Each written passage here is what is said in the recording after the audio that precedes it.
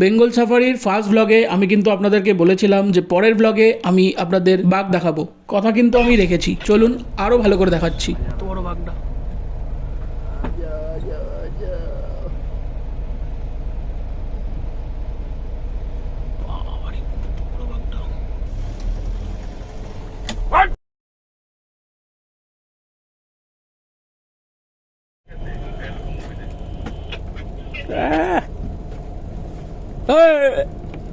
বাঘটা এখন মনে মনে কি ভাবছে আমি জানি। আমি যে এই যে আওয়াজটা বার করলাম, ও ভাবছে এটা দরজা খুলে একবার কর, তারপর আমি দেখছি।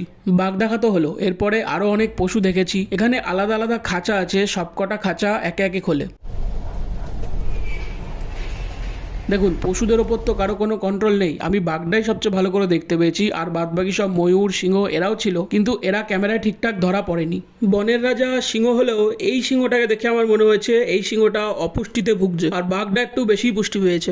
বেঙ্গল সাফারির এরিয়াটা কিন্তু প্রচুর বড়, প্রচুর প্রচুর বড়, মানে একবারে দেখে শেষ করা যাবে না।